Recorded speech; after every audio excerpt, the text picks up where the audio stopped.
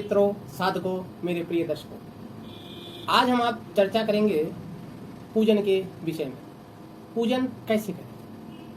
जो ये 9 दिन नवरात्रि के हैं, माँ दुर्गा के विशेष दिनों में हमें ऐसे कौन सी पूजा करनी चाहिए जिससे 9 दिनों माँ हमारे घर में निवास करके परिवार में सुख समृद्धि का आशीर्वाद प्रदान करें। प्रायः देखा गया है हर घरों में माँ जगदम्बा की चौकी कलश स्थापना करते हैं।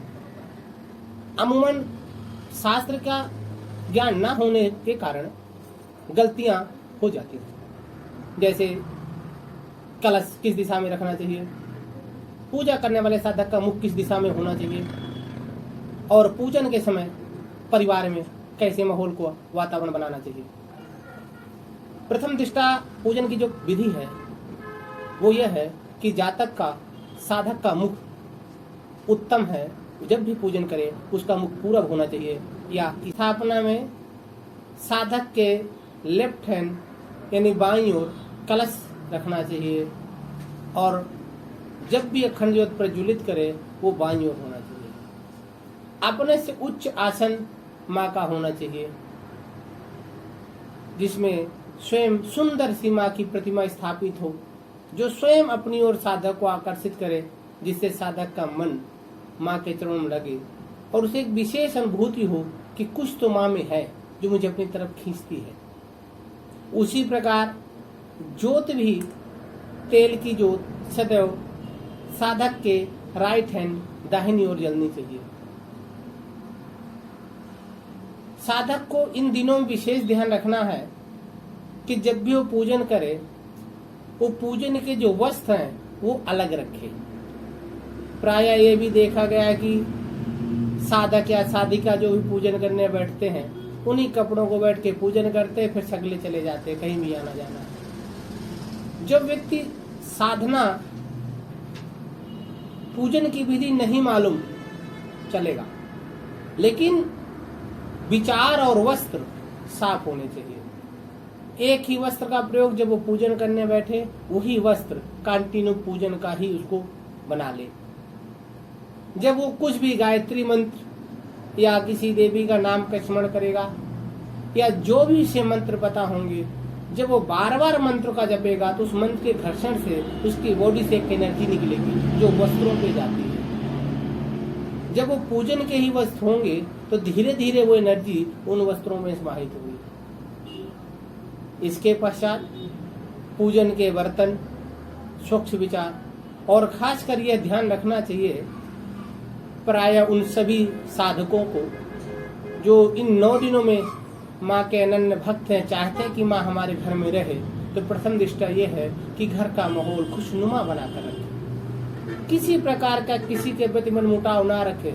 यदि मन मुटाव चल रहा है परिवार में, पिता से पुत्र को, माता को बेटी से, या बहू को सास से, प्रायः इन 9 दिनों में सारे गिले शिकवे दूर करके अगर आप माँ को चाहते हो कि माँ साक्षात घर में रहे, तो स्वयं आराध्य पूरे विश्व को मोहने वाली माँ आपके घर तभी आएगी जब आप सब में एक सम्मिलित प्रेम रहेगा। सबके मन में होगी यस माँ को आना चाहिए, तभी सबके भाव। यदि भावना में भाव ना हो तो भावना किस काम। प्रथम दृष्टा आप सबको ये भाव लाना है कि माँ इस समय मुझे आपकी शक्ति की बहुत जरूरत है।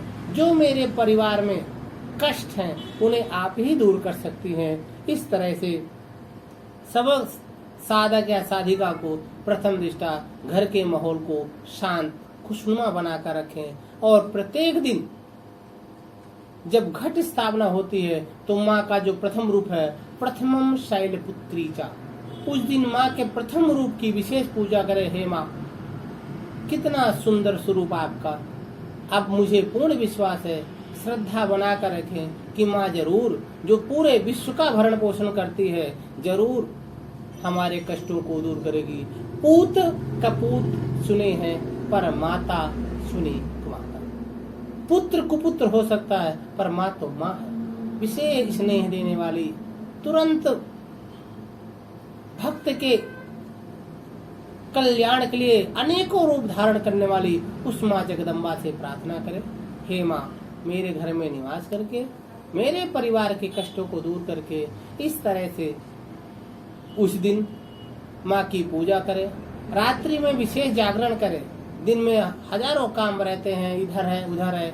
जब आप रात्रि में शयन करते हैं तब आपका चित्त शांत होता है। उस समय जरूर माँ के सम्मुख बैठ करके जो भी परिवार के कष्ट हैं आप माँ से शेयर करें।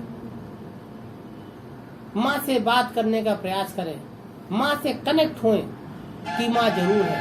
उस माँ की ऊर्जा को अपने अंदर महसूस करें कि जरूर कुछ तो विशेष है इस 9 दिनों में, जो पूरा विश्व, पूरा संसार, पूरी सृष्टि माँ ही माँ हो जाती है। माँ में मैं हो जाती है। हर जगह माँ ही माँ नजर आती है। प्रत्येक भक्तों को, साधकों से यह निवेदन है कि आप 4 वेद, 6 शास्त्र, 18 पुराण, 108 उपनिषदों में जब आप चिंतन करेंगे, शास्त्र को पढ़ें और देखें कि कैसे, किस विधि से। यदि आपको मंत्र नहीं मालूम, मत चिंता करिए। आप अपने विधि को सही रखिए।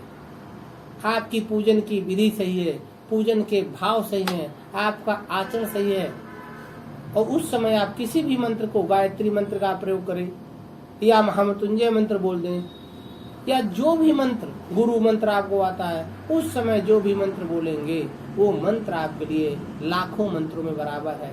अगर आप गोस्वामी तुलसीदास जी के द्वारा देखेंगे, उन्होंने भी रामायण में कहा है, राम राम सबको कहे, दशरथ कहे न कोई, एक बार दशरथ कहे, कोटि यज्ञ फल। कहने का तात्पर्य है कि जब हृदय इन 10 इंद्रियों को मिला करके, मन रूपी रथ को एकाग्र करके जब आप एक राम बोलेंगे तो हजारों राम में परिवर्तित हो जाता है। जब आप अपने आचरण, अपने विचार, अपने पूजन की दिशा, अपने वस्त्र, सब कुछ आप स्वच्छ रखेंगे। यदि आप किसी भी मंत्र का प्रयोग करेंगे, उसी मंत्र में आपकी सकल मनोकामना पूर्ण होगी। नमस्कार।